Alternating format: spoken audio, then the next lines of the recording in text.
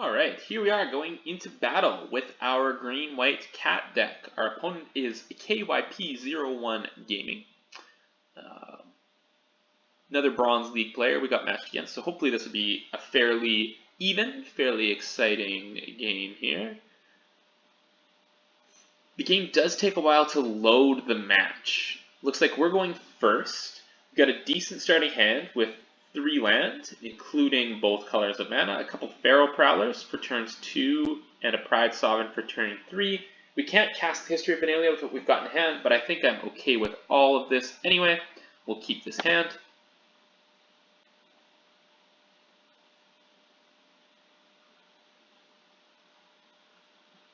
We'll lead on the Forest to give the least conclusive idea as to what we might be doing.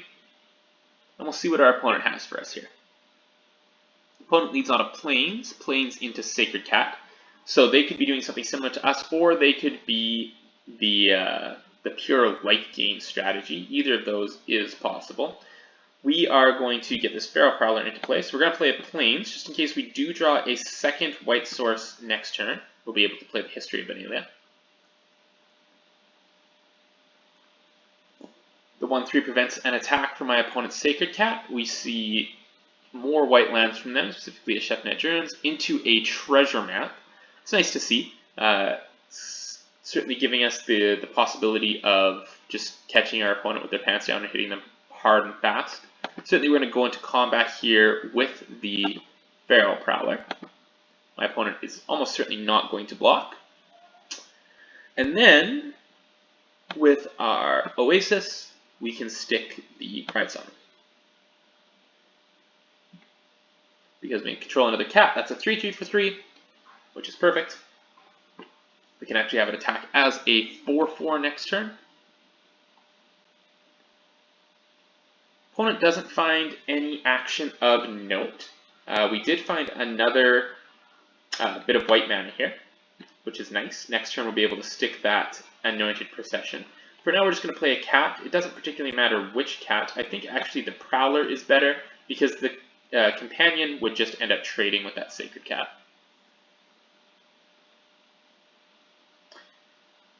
We'll attack for 5. My opponent might at this point consider blocking the... oh, he seals away. Okay, seal away my 4/4. Then takes 1. We don't have much enchantment removal in this deck except our own enchantments. So we might be able to do something about this seal away, but it's certainly not going to be our current plan. Opponent lands an Anointed Priest, hoping it looks like to get this lifelink strategy happening. We find a Bishop of Binding here, which is all well and good. So we have a ton of options. Every card in our hand is playable, but no 2 cards in our hand are playable. So we have to decide how we want to approach this. No good Bishop targets on board. We should note that first. Anointed Procession should almost certainly be played before History of Benalia. And between Anointed Procession and Initiate's Companion, Anointed Procession is the better use of our mana. So yes, we're going to play Anointed Procession out of this hand. Do we want to do that before or after combat? Are we going to combat? Yeah, we're going to go to combat. We'll attack with both.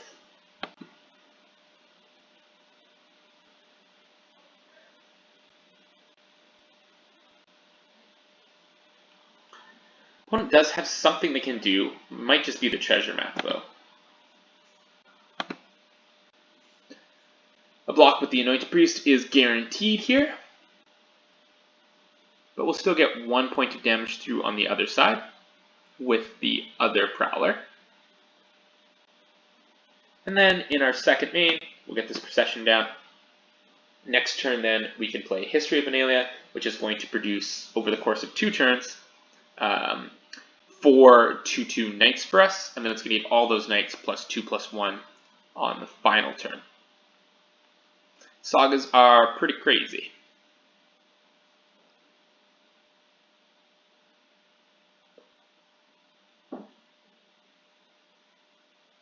Opponent might consider attacking with one or both of their creatures here. It'd be a totally reasonable attack.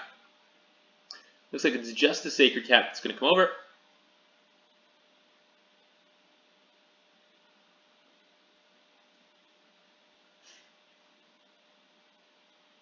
Alright, and then it's our turn. Another Tranquil Expanse. Too bad, if we had drawn an untapped land, we would be able to play both the Initiate's Companion and the History of Benalia. As it is, we're only going to be able to play the History. We'll get our combat over with first.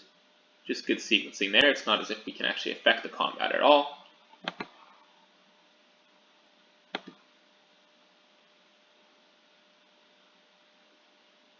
Opponent blocks in the expected way. We get our 1 damage in, then we can play the History. That'll make 2 knights for us because of the procession. Opponent takes their time to scry here.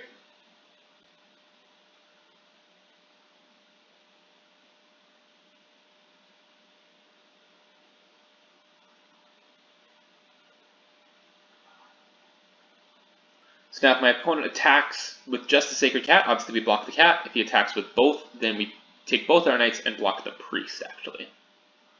Final treasure map activation here gets my opponent his treasures.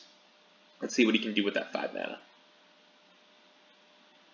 If you're not familiar with treasure map, what it does is it scries 1 3 times. At that point it transforms into a land that has tap for a colorless, or tap and sacrifice a treasure to draw a card, and then it produces 3 treasures as it does so. We've got Baird, Steward of Argive here. So Baird is a propaganda effect. He taxes my attacks. He says creatures can't attack you or a planeswalker you control unless their controller pays 1 for each of those creatures. We've got no problems here because we've got our Bishop of Binding to just yoink him off the battlefield. We'll do that obviously before combat so that we don't have to pay the tax.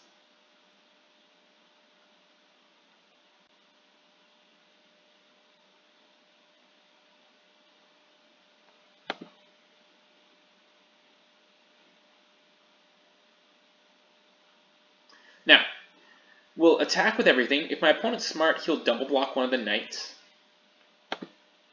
But it's worth it to get the remaining 4 points of damage in.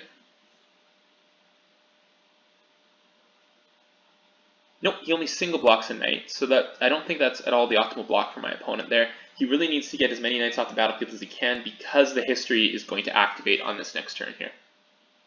Lyra Dawnbringer is definitely highly troubling. A more powerful card than I thought we would see in my opponent's deck, and something that I wish we would have kept the Bishop of Binding for. But hey, our Angel of Sanctions is actually a perfect answer for that, so we kind of got lucky here. We can play the Angel. Use that to exile Lyra Dawnbringer.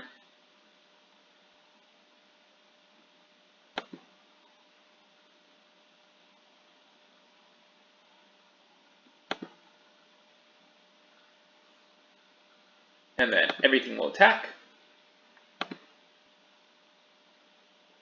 Bishop of Binding's ability will target itself.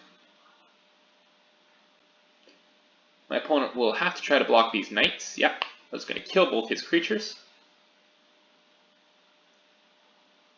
And we'll deal a boatload of damage to him. Not quite enough, but I don't think there's going to be too much difficulty in us taking the victory from here. Opponent embalms his Sacred Cat. That's nice. That means he's not dealing with either of my exile creatures. Embalms his Anointed Priest. Same thing. He did that very much in the wrong order. If he would have done that in the other order, he would have gained a life. We show a Cast Out, which we can flash in response to anything he might do against us. So we'll go to combat. Attack with everything.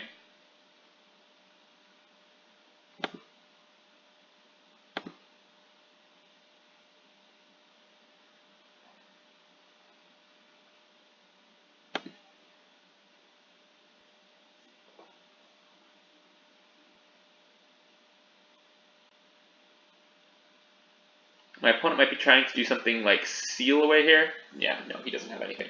If he went and he sealed away one of my my exile creatures, I would then immediately respond with the Cast Out against his exile effect. Cool. Okay, so that's our first reward of the day. We'll take it. Thanks so much for watching. See you later.